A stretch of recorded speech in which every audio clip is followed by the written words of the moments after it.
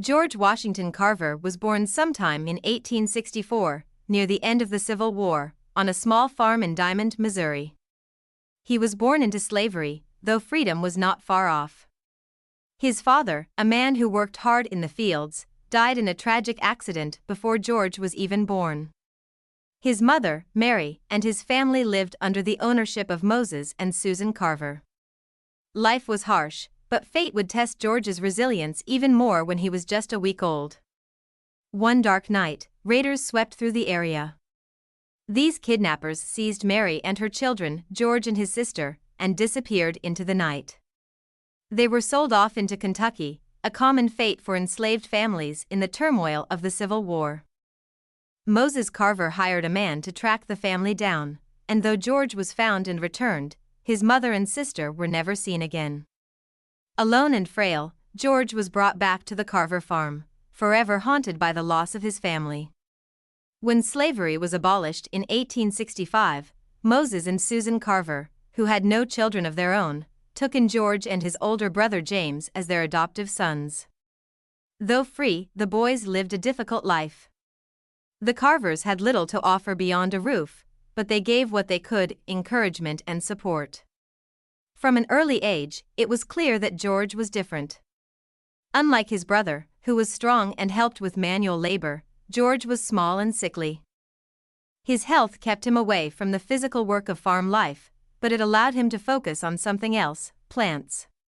He wandered the fields and woods, studying flowers, roots, and trees. Neighbors often brought him their sick plants to examine, and before long, he became known as the plant doctor, a nickname he would carry with pride. George was desperate to learn. Schools for black children were few and far between, but he refused to be deterred. At age 11, he set out on foot to attend a school 10 miles away. He had no money for board, so he slept in barns and did chores to pay his way. Education was his lifeline, his hope, and he pursued it with relentless determination. At 13, George faced a horrifying reality of the world in which he lived. He witnessed a black man brutally killed by a group of white men. The memory stayed with him forever, yet it did not harden his heart. Instead, it strengthened his resolve to pursue knowledge as a path to uplift others. As he grew older, George applied to numerous colleges, determined to further his education. His letters were often met with silence. Finally, Highland University accepted him. Excited and hopeful, George arrived at the campus only to be turned away because of his race. Though heartbroken, he pressed on. Eventually, George's perseverance paid off. He was admitted to Simpson College in Iowa, where he initially studied art. His love for painting flowers was undeniable, but one of his professors recognized his immense talent in science and encouraged him to study agriculture. George transferred to Iowa State Agricultural College, now Iowa State University, where he pursued botany. Despite the challenges he faced as the only black student, George excelled.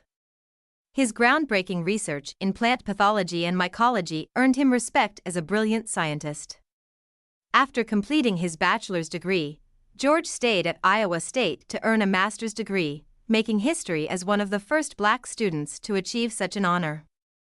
His work attracted attention, and the college offered him a position to teach and continue his research. Yet, George knew his purpose lay elsewhere. In 1896, Booker T. Washington invited George to join the Tuskegee Institute in Alabama. George accepted and would spend the next 47 years teaching at Tuskegee, dedicating his life to helping poor black farmers improve their livelihoods. At a time when cotton had stripped the soil of its nutrients, George taught methods of crop rotation to restore the land. He urged farmers to alternate cotton with crops like peanuts, sweet potatoes, and soybeans, plants that replenished nitrogen in the soil and provided new sources of income. His teachings extended beyond the classroom. Understanding that many farmers could not come to Tuskegee, George designed the Jessup wagon, a movable classroom and laboratory that brought agricultural education directly to them. He introduced practical farming techniques and innovative uses for crops. George famously developed hundreds of products using peanuts, including oils, dyes, plastics, and food items, though he never patented most of his discoveries. He believed that his knowledge was a gift from God, and it should be shared freely to benefit humanity. Throughout his career, George became a beacon of hope and progress. He mentored generations of Black students, teaching them not just about farming but about self-sufficiency, dignity, and perseverance. He founded the George Washington Carver Institute to continue his research in agriculture and, shortly before his death, donated $60,000, his entire life savings, to the institute to ensure its work would carry on.